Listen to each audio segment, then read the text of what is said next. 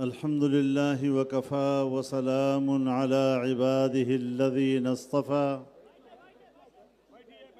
لا سيما على سيد الرسل وخاتم الأنبياء وعلى آله وصحبه ومن بهديه مهتدى. أما بعد فأعوذ بالله من الشيطان الرجيم. بسم الله الرحمن الرحيم. يريدون ليطفئوا نور الله بأفواههم والله متم نوره ولو كره الكافرون. صدق الله العظيم.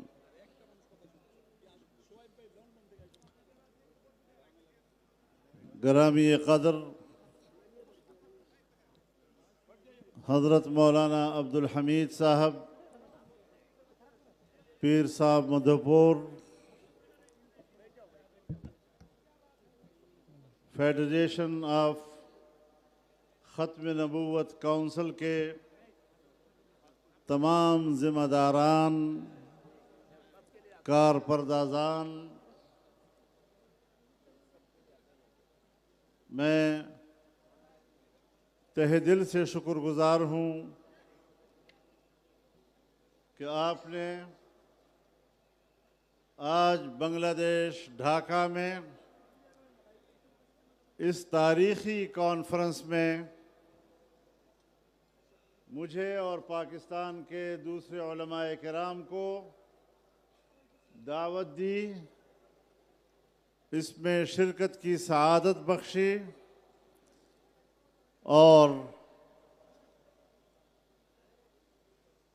یہ امت مسلمہ کا مسئلہ ہے۔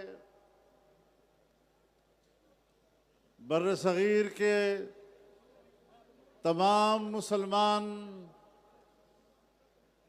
تمام مکاتب فکر کے علماء کرام اس عقیدے پر متفق ہیں کہ جناب رسول اللہ صلی اللہ علیہ وسلم کے بعد کوئی نبی نہیں آ سکتا، اور اگر کوئی بھی نبوت کا دعویٰ کرتا ہے تو وہ دائرہ اسلام سے خارج تصور کیا جائے گا۔ آج یہاں ڈھاکہ بنگلہ دیش میں مجھے امت کا وہی اتفاق نظر آ رہا ہے۔ بنگال کے لوگ، بنگلہ دیش کے لوگ تحریکی مزاج کے لوگ ہیں۔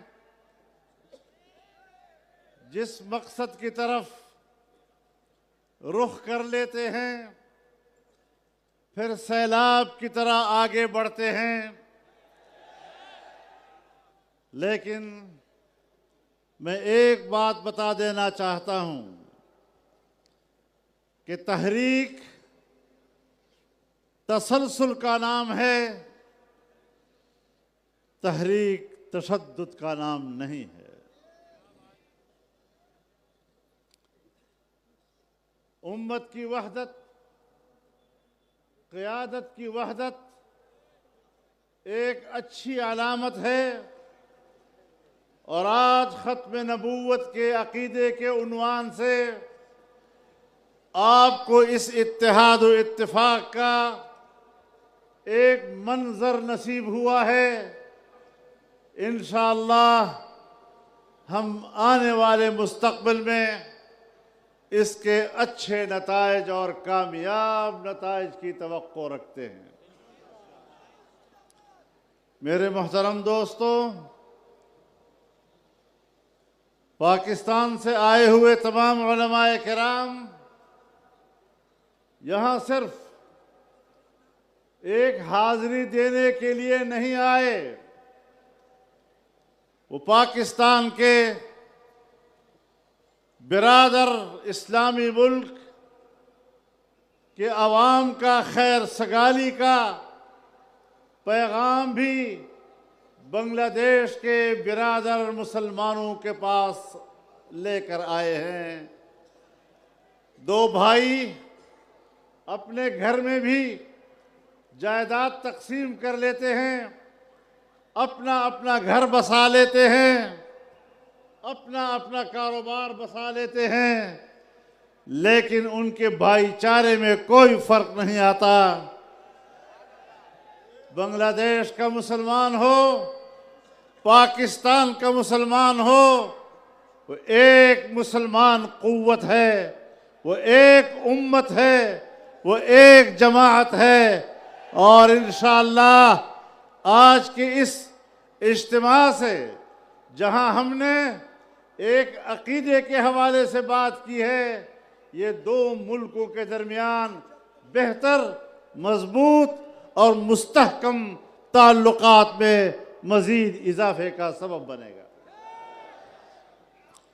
میرے محترم دوستو، تمام علماء کرام بات کر چکے ہیں، اعلامیہ بھی جاری ہو چکا ہے۔ اب ظاہر ہے کہ مزید وقت لینا نماز کی تاخیر کا سبب بھی بنے گا۔ میں انتہائی شکر گزار ہوں اس عظیم اجتماع کے منتظمین و قائدین کا، اور میں آپ کی طرف سے بھی خیر سگالی کا پیغام لے کر پاکستان کے عوام کی طرف جانا چاہتا ہوں۔ انشاءاللہ العزیز دو برادر اسلامی ملک مختلف شعبوں میں باہمی تعلقات کے خواہش مند ہیں، اور اس طرف ہمارے قدم آگے بڑھیں گے۔